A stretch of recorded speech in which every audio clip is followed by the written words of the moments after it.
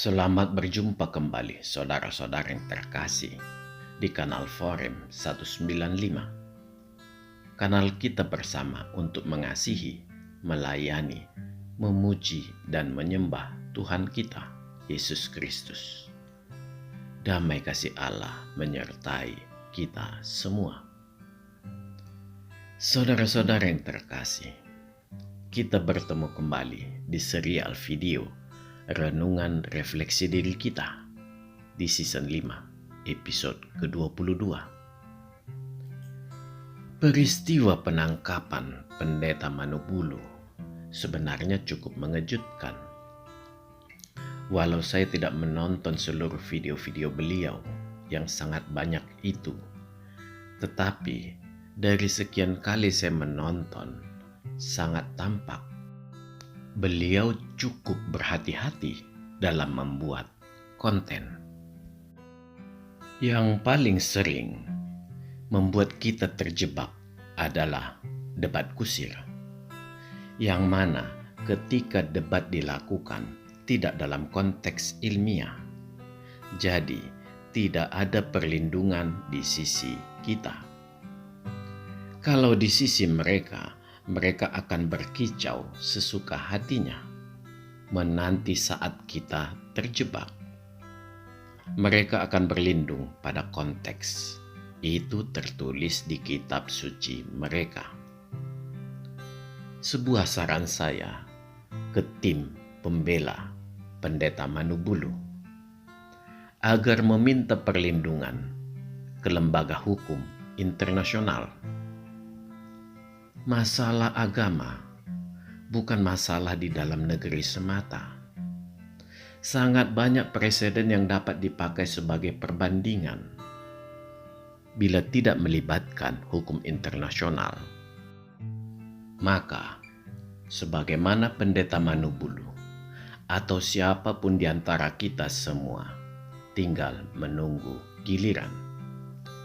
Sekali lagi, masalah agama bukan masalah sebuah negara. Justru agama adalah hak paling pribadi antara pencipta dan yang diciptakan. Inilah hak bertuhan, yang siapapun tidak boleh turut campur. Karena tidak ada seorang pun di dunia ini yang dapat menjamin bahwa yang diajarkannya itu dapat membawa orang ke sorga. Hak paling pribadi setelah hak hidup inilah yang mampu melewati batas-batas sebuah negara. Tidak perlu meminta maaf, kecuali seluruh pihak yang pernah melakukan penistaan ke Kristen juga meminta maaf dan jangan mengulanginya lagi.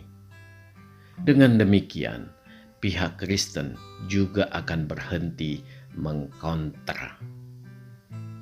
Sifat arogan sebuah agama selesaikanlah secara internal.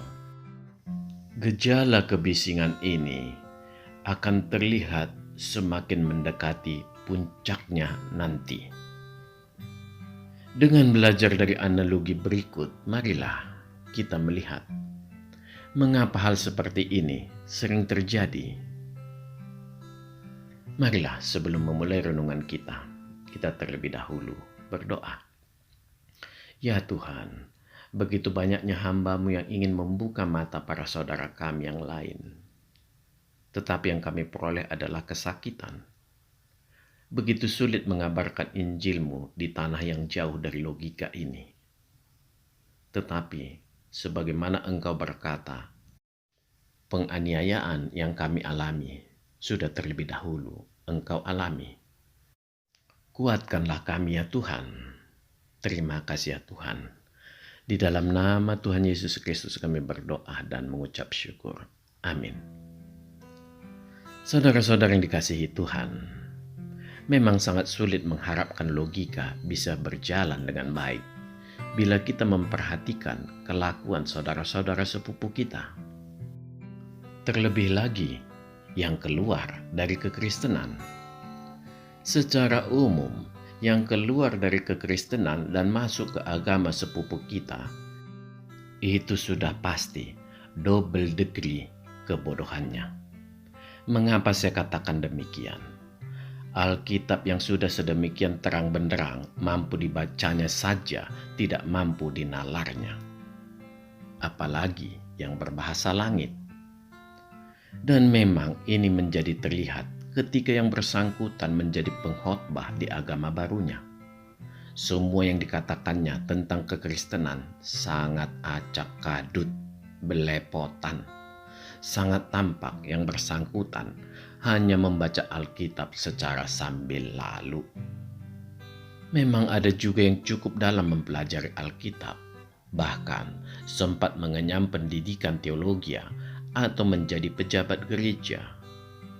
Tetapi memang niatnya ingin mempermainkan Roh Kudus demi menutupi masa lalunya yang kelam.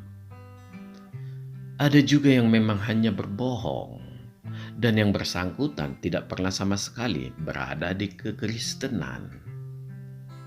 Manakah dari yang ketiga ini yang paling jahat? Ketiganya sama. Dan mereka yang seperti inilah yang merajai dunia YouTube, yaitu orang-orang yang meninggalkan Tuhan. Sangat sulit untuk mengharapkan mereka ini bertobat. Dan memang kitab Ibrani 6 ayat 4-6 tidak memungkinkan mereka ini akan diterima Tuhan bila bertobat. Kitab ini sangat sering dipelintir dengan mengatakan itu hanya dimaksudkan bagi yang kembali murtad lagi dari kekristenan. Ayat di kitab Ibrani ini lebih menekankan mempermalukan Tuhan di muka umum. Artinya mempermainkan Roh Kudus yang pernah menerangi hatinya. Sekalipun demikian, kita tidak bisa mendahului Tuhan. Rencana Tuhanlah yang selalu terjadi. Dengan demikian, hilanglah semua amarah kita. Adalah hak Tuhan dalam hal menghakimi. Saudara-saudara yang terkasih, mengapa ayat Ibrani 6 ayat 4-6 begitu kejam? Di sini sebenarnya bukan masalah kejam atau tidak, tetapi dikarenakan kita yang gagal menjaga hati kita. Pertanyaan ini bisa kita buat lebih ekstrim. Apakah mungkin iblis bertobat? Bila kita menjawabnya tidak mungkin dikarenakan iblis adalah biangnya dosa atau raja kegelapan, kita bisa menjadi keliru. Iblis tidak akan bisa bertobat karena esensi iblis diciptakan tetaplah roh. Apabila roh ternoda setitik saja, maka tidak akan bisa lagi untuk di-repair atau diperbaiki. Yang terjadi adalah roh akan semakin jahat. Manusia esensinya adalah dari materi. Sekalipun demikian, manusia diberi Allah, roh manusia. Roh manusia inilah yang berfungsi sebagai kontrol bila kita melakukan yang salah. Sebagai bemper hati kita untuk melawan dosa. Mengapa bisa demikian? Karena roh manusia kita adalah hati nurani yang murni, yang melahirkan akal budi. Akal budi ini yang mengatur manusia agar berbuat baik melalui penguasaan pikiran. Dosa yang masuk dari eksternal manusia mempengaruhi pikiran. Selanjutnya, menguasai pikiran. Kemudian masuk ke dalam hati. Iblis menyerang selalu mengarah ke dalam hati. Karena di dalam hati inilah roh manusia berada. Terus-menerus iblis memasukkan roh-roh jahat ke dalam hati.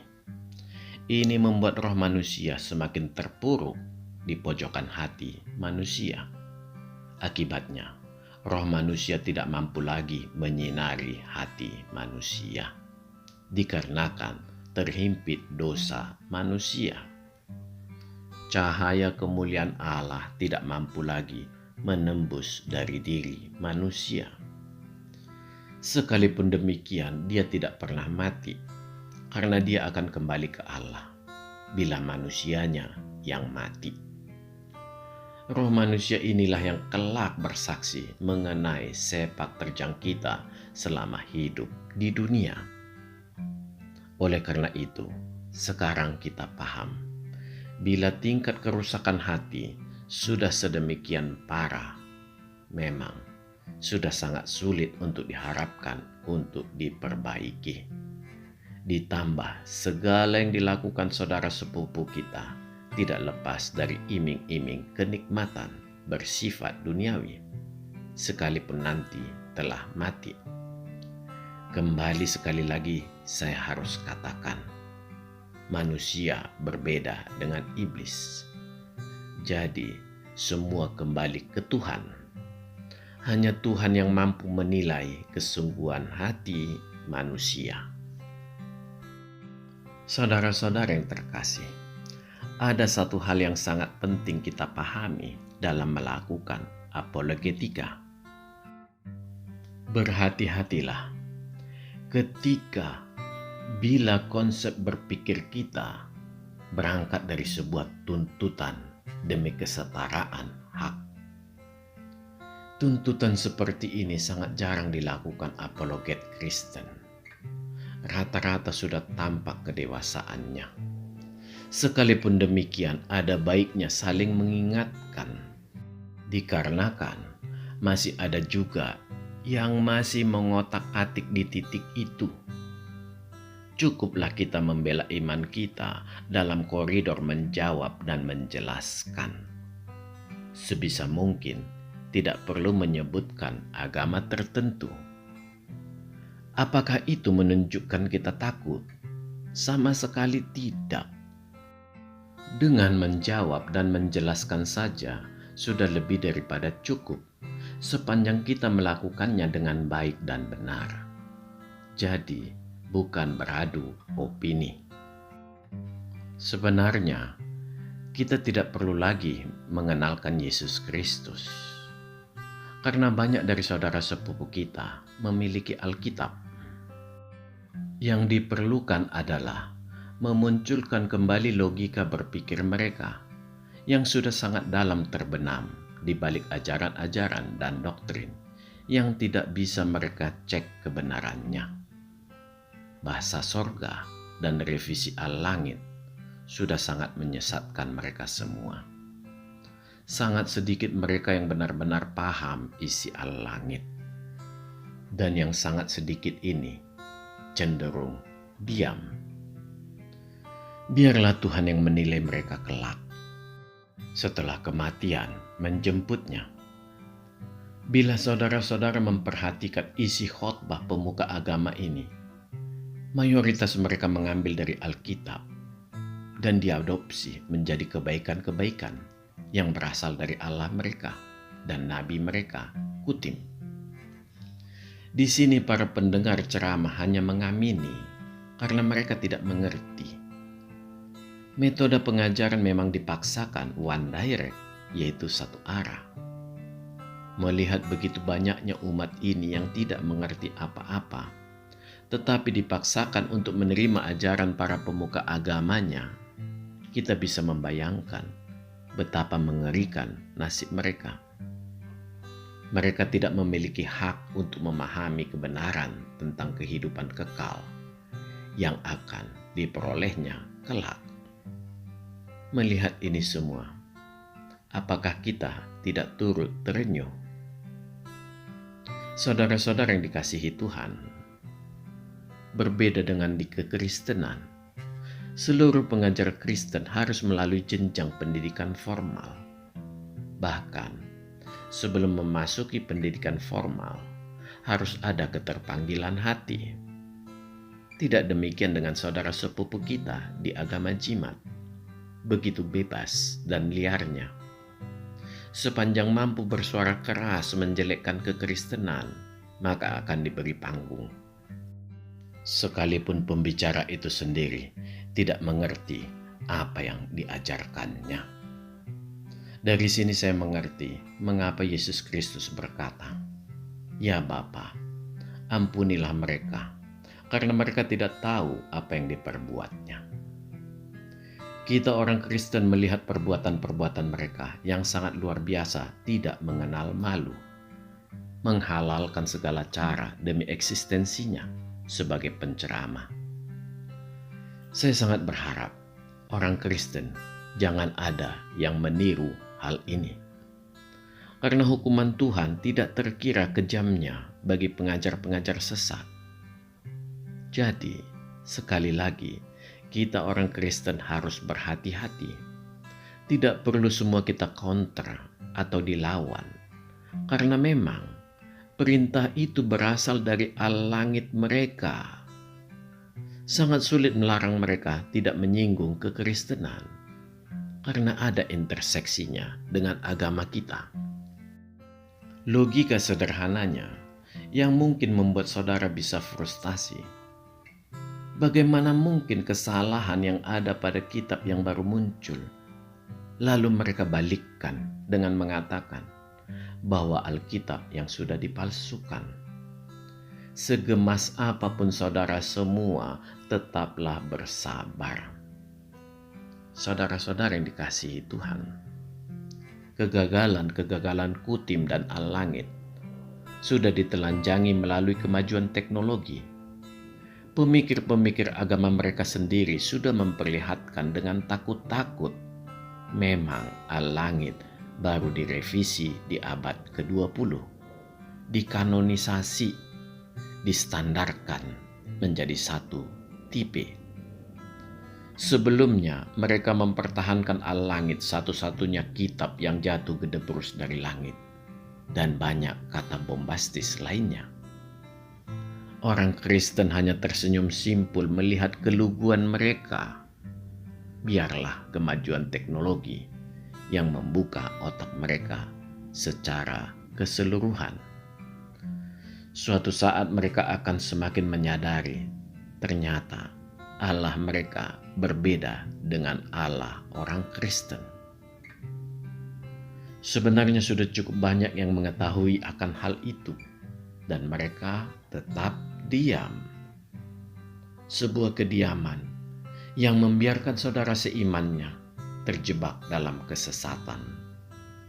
Ini sangat bertentangan dengan Yakobus 4 ayat 17.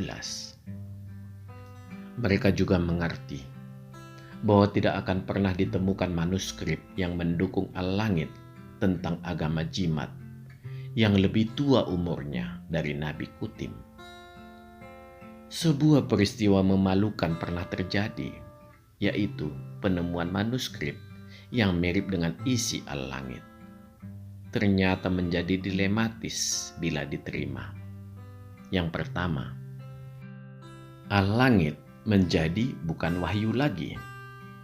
Yang kedua, usia manuskrip lebih tua dari Kutim. Dengan bahasa yang gamblang kita katakan, tidak akan mungkin ada cerita atau kisah yang mendukung kebenaran Al-Langit yang berasal dari sumber agama jimat. Padahal kisah-kisah para nabi sampai ke Adam umurnya jauh di atas Kutim. Dari sini, mau tidak mau mereka akan mengambil dari sumber Alkitab, khususnya Perjanjian Lama. Dan mereka tidak akan bisa mengklaim lagi bahwa itu diwahyukan dari langit. Sayangnya, sumber yang jauh lebih tua tidak pernah menyinggung Kutim, Al-Langit, dan agama jimat sama sekali. Pemaksaan dengan mengutip secara asal-asalan menghasilkan kisah yang berbeda di Al-Langit. Akibatnya, hanya Al-Langitlah kitab suci di dunia ini yang penuh dengan kekeliruan. Kekeliruan ini dianggap menjadi sebuah hal yang benar karena dilabeli stempel ini asli, langsung dikirim dari sorga. Tentunya bukan wahyu langit lagi bila sangat banyak kesalahan di dalamnya. Jangankan kesalahan yang banyak, satu saja ada kesalahan di sebuah kitab suci, maka kitab tersebut tidak pantas lagi disebut kitab suci. Untuk menyelamatkan wajah Allahnya, maka mau tidak mau harus kembali berbohong dengan mengatakan Alkitab dipalsukan. Kegilaan yang satu ditutupi dengan kegilaan yang berikutnya. Saudara-saudara yang dikasihi Tuhan, semakin mereka mendalami perjanjian lama, maka mereka tidak bisa lagi mempertahankan kata Esa, yang dalam bahasa Ibraninya adalah Ehad, yang sebenarnya artinya adalah Allah yang jamak. Kata Ehad ini secara gegabah mereka kemas sebagai Allah yang tunggal mutlak, tanpa memahami konsekuensinya. Perjanjian lama mempersaksikan Allah yang kompleks, yang bila di umat Kristen dikenal sebagai Trinitas, yang berarti 3 pribadi Allah yang berada pada satu tubuh rohaniah. Inilah kesaksian Alkitab. Kesadaran pada Allah mereka yang sangat kesepian inilah akhirnya mereka memunculkan ide yang luar biasa gila. Lahirlah Trinitas model kopi saset 3-in-1 yang terdiri dari Allah yang selalu di belakang tirai, Kutim sebagai Allah yang kelihatan, dan Al-Langit. Saudara semua sekarang dapat melihat di banyak video saudara sepupu kita dengan bangga memperkenalkan bahwa Nabi Kutim adalah Allah yang kelihatan. Melihat dari kediaman mereka terhadap doktrin baru ini, maka bisa disimpulkan mereka mengamininya. Mereka tidak salah, karena saya juga mempelajari di Al-Langit. Memanglah demikian. Mereka tetap meniupkan keluar biasaan Kutim, sekalipun hati kecil mereka berbicara lain. Logika mereka sudah terbalik-balik, menutup mata pada sebuah kenyataan. Seorang manusia yang berkelimang dosa diangkat menjadi Tuhan. Sangat tampak di mata kita. Tuduhan apapun yang mereka lontarkan kepada kekristenan langsung dibalas Tuhan dengan cara yang sama. Inilah cara Tuhan mempermalukan mereka. Dan mereka akan tetap mengeraskan hati sesuai dengan kesaksian Alkitab. Lengkaplah sudah kesesatan agama ini. Dan tampaknya umat ini mengamini doktrin baru mereka dengan mempertuhankan Kutim. Mereka tidak berani menyanggah. Bagi mereka lebih penting menghabisi umat Kristen yang begitu mengasihi mereka agar mau membuka mata. Sedikit saja sebenarnya mereka mau membuka mata akan kebenaran, maka pintu kebenaran itu akan dibukakan Tuhan bagi mereka. Tetapi memang sulit meninggalkan ajaran duniawi ini, dan kenikmatan duniawi yang maksimal dijanjikan di surganya kelak. Yang memiriskan hati adalah umat yang polos. Memanglah umat yang polos dari agama ini harus diselamatkan. Begitu banyak mereka yang akan berhadapan dengan kematian kekal. Inilah yang membuat saya sangat terenyuh. Marilah kita mendoakan umat ini agar Tuhan berkenan memberi jalan yang lurus, yang begitu mereka rindukan, kerinduan yang sangat didambakannya, sekalipun sebenarnya terbentang di hadapan mereka. Amin. Tuhan memberkati. Marilah kita berdoa. Ya Tuhan, sedikit banyak yang kami lakukan untuk membuka mata saudara-saudara kami, berkatilah ya Tuhan, agar mereka juga memperoleh keselamatan, sebagaimana kami yang telah Engkau selamatkan. Ampunilah segala kesalahan yang kami perbuat dalam setiap pekerjaan kami. Terima kasih ya Allah. Di dalam nama Tuhan Yesus Kristus kami berdoa dan mengucap syukur. Amin. Tuhan memberkati kita. Marilah kita masuk ke saat teduh sejenak.